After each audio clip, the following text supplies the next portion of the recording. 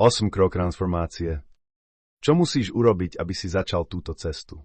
Prvým krokom je uznanie tvojej aktuálnej situácie. Toto je tvoj základ pre ďalší rast.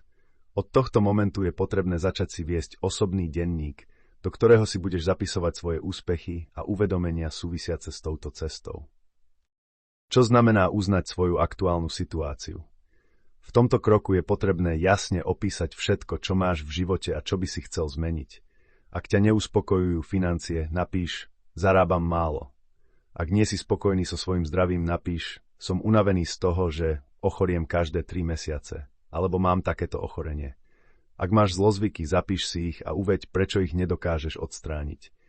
Ak máš problémy vo vzťahoch s blízkymi, ak si nemôžeš nájsť stabilného partnera, alebo ak neustále riešiš hádky a konflikty, zapíš si to tiež. V tomto kroku je dôležité zamyslieť sa nad svojimi pocitmi a strachmi. Aké strachy máš? Možno cítiš strach zo smrti. To je hlavný strach, ktorý majú takmer všetci ľudia. Ak chceš tento strach prekonať, musíš prejsť určitou cestou. Existujú aj iné strachy. Strach z verejného vystupovania, strach výjsť na ulicu, strach byť na miestach s veľkým množstvom ľudí, strach z toho, čo povedia iní, strach zo spoznávania nových ľudí. V tomto kroku si zapíšeš všetky svoje strachy a zamyslíš sa nad tým, ako často ťa trápia.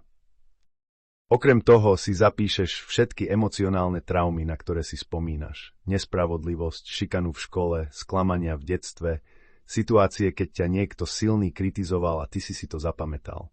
Každý dôležitý moment, ktorý sa ti vybaví, si zapíš. Takto si vytvoríš mapu svojich emocionálnych zážitkov a vážnych emocionálnych rán, ktoré si v živote prežil.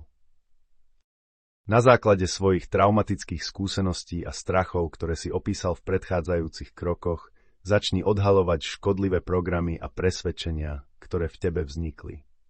Môžeš si robiť sebaanalýzu sám, navštíviť psychoterapeuta alebo využiť pomoc našich odborníkov, ktorí ti pomôžu jasne prepojiť tvoju súčasnú situáciu s udalosťami v tvojom živote, ktoré ťa formovali. Keď odhalíš škodlivé programy, je čas s nimi niečo urobiť. 4. krok sa týka práve ich očistenia a transformácie. Je dôležité preskúmať koreň každej z týchto problematických oblastí, ponoriť sa do okamihov v živote, keď sa vytvorili a analyzovať ich. Podvedomie nepozná čas. Pre tvoje podvedomie je to, čo sa stalo pred 30 rokmi, stále ako by sa to stalo teraz. S pomocou našich odborníkov alebo pomocou hypnózy a regresnej terapie môžeš preskúmať tieto skryté horizonty svojho podvedomia. Tento proces môže byť niekedy šokujúci a prekvapujúci. Každý vhľad, každé uvedomenie si zapíš do svojho denníka. Písanie rukou je prvým krokom k hlbokej transformácii. Po spracovaní obmedzujúcich presvedčení sa ti otvára nový horizont. Tento nový horizont možno nazvať tvojim základným stavom. Základný stav je stav, v ktorom sa nachádzaš, keď ťa neobmedzujú strachy a škodlivé programy. Je to stav, v ktorom tvoríš a vedome formuješ realitu okolo seba. Keď si uvedomíš, od čoho sa chceš oslobodiť, prichádzaš na retreat. Na retreate prebiehajú posvätné hubové ceremónie. V týchto ceremóniách bez konkrétnych otázok, ale s pochopením svojej cesty, vstupuješ do hlbokého vnútorného skúmania. Tam dostaneš múdrosť od húb, odpovede na najdôležitejšie otázky a poznanie, ako premeniť najhlbšie korene svojich problémov.